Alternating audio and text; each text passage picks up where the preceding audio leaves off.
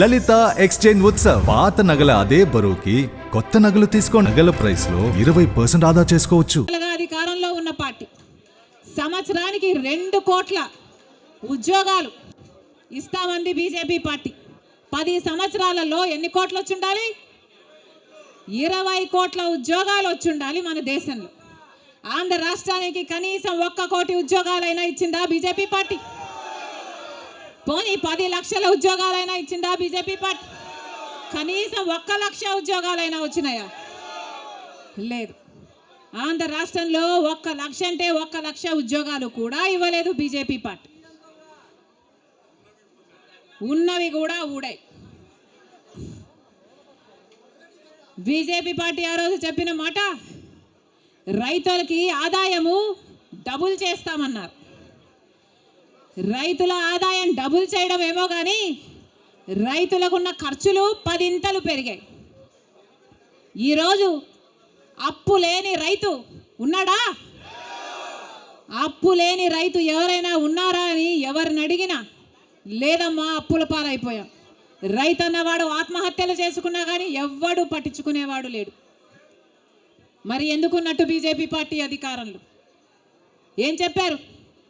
Swiss బ్యాంకులలో విదేశాలలో ఉన్న బ్లాక్ మనీ మొత్తము తీసుకొస్తాము, అన్ని పేదల చేతుల్లో పెడతాము అని చెప్పింది బీజేపీ పార్టీ. పెట్టారా? పేదల చేతుల్లో 1 రూపాయైనా పెట్టిందా బీజేపీ పార్టీ?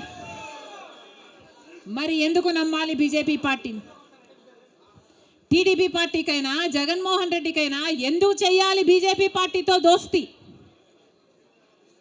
ఎందుకు వాళ్ళ ఎమ్మెల్యేలు, ఎంపీలు, రాజ్యసభ ఎంపీలతో సహా బీజేపీ పార్టీ తొత్తుల్లాగా ఎందుకు మారారు? టీడీపీ పార్టీ అయినా వైసీపీ పార్టీ అయినా ఇద్దరూ కలుపుకుంటే వాళ్ళకు చెందిన ఎంపీలు, లోక్సభ ఎంపీలు 25 మంది. ఆంధ్ర రాష్ట్రానికి చెందిన ఎంపీలు 25 మంది.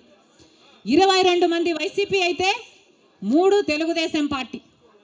కానీ మొత్తం 25 మంది ఎంపీలు బీజేపీ పార్టీ చేతుల్లో ఉన్నారు. బీజేపీ పార్టీ ఏం చెప్తే ఈ ఎంపీలు మొత్తం అందరూ గంగిరెద్దులాగా తలూపుతారు.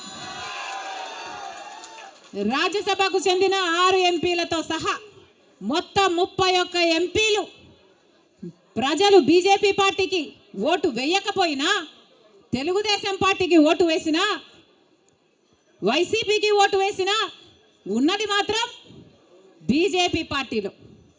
మరి ప్రజలు వైసీపీకి కానీ తెలుగుదేశం పార్టీకి కానీ ఎందుకు ఓటు వేయాలి? బీజేపీ పార్టీకే ఓటు వేయచ్చు కదా. అదే రకంగా ఈరోజు రాష్ట్రంలో 2,50,000 కోట్ల రూపాయలు ప్రజల అకౌంట్లలో వేస్తే అది కనిపించడంలే చంద్రబాబు నాయుడికి. ఆయనకి ఏం కావాలట?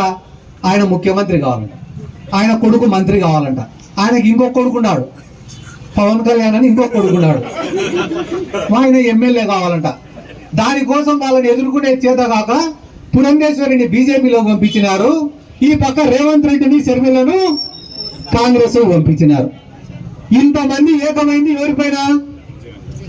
ఎందుకు ఏకమైనారు? ఉండే డబ్బంతా కూడా జగన్మోహన్ రెడ్డి పేదోనికి పంచి పెడితే డబ్బులు ఇన్ని వాళ్ళకి మేము ఎట్ట బతకాలా? ఇప్పుడు ఈ గ్రామంలో శివానంద రెడ్డి మిగతా లీడర్లు ఉన్నారమ్మా.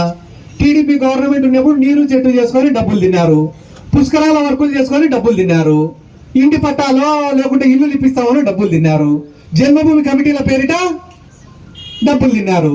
ఇప్పుడు జగన్మోహన్ రెడ్డి వచ్చిన తర్వాత ఇంకా వాళ్ళతో ఏం పనుంది? మీకు మాతోనే పనిలే. ఇప్పుడు మేము వైసీపీ వాళ్ళం, మాతోనే మీకు పని లేకుండా అన్ని అందుతానప్పుడు ఇంకా శివానంద రెడ్డిని ఎవరు పలకరిస్తారు? మిగతా నాయకులు ఎవరు పలకరిస్తారు? కాబట్టి జనాలు మా దగ్గరికి ఎవరు రావడం లేదే, మేము చెప్పింది ఎవరు వినడం లేదే, కనీసం మేము దారిలో నడుచుకుంటూ పోతాంటే ఒక నమస్తే కూడా పెట్టడం లేదే అనే బాధతో జనాలు మళ్ళీ మాకు భయపడాలన్నా, జనాలు మళ్ళీ మేము చెప్పింది వినాలన్నా, జనాలు మళ్ళీ మా ముందర చేతులు కట్టుకొని నిలబడాలన్నా ఖచ్చితంగా జగన్మోహన్ రెడ్డి ఓడగొట్టాలనే ఉద్దేశంతో వాళ్ళు ఉన్నారు. నేను కూడా జగన్ సార్ అడిగిన, సార్ ఇంతమంది ఒక్కటైతున్నారు, ఏంది సార్ మన పరిస్థితి అంటే, గ్రామానికి తెలుగుదేశం వాడు కానీ శివానంద రెడ్డి లాంటి వాళ్ళు కానీ 5 మందో 10 మందో ఉంటారు. కానీ జగన్మోహన్ రెడ్డి గారి వల్ల సాయం పొందిన వాళ్ళు మిగిలిన 990 మంది ఉంటారు. కాబట్టి 990 మంది ఆశీర్వాదం మా పైన ఉన్నప్పుడు ఈ 10 మంది మాకు ఉన్నా ఒకటే లేకున్నా ఒకటే. కాబట్టి మాకు మళ్ళీ చెప్తానమ్మా, వీళ్ళందరూ ఒకటే. రేపు ఎలక్షన్లకు మళ్ళీ వస్తారు, వేరేటి ఏం చెప్పలేరు. సిద్ధార్థ రెడ్డి గారు రాక్షసుడు అంటారు, వాడు దయ్యం అంటారు. ఇవన్నీ చెప్పి మళ్ళీ ఏదో మిమ్మల్ని అడుక్కోనికి వస్తారు. వచ్చినప్పుడు ఒక మాట అడగండి,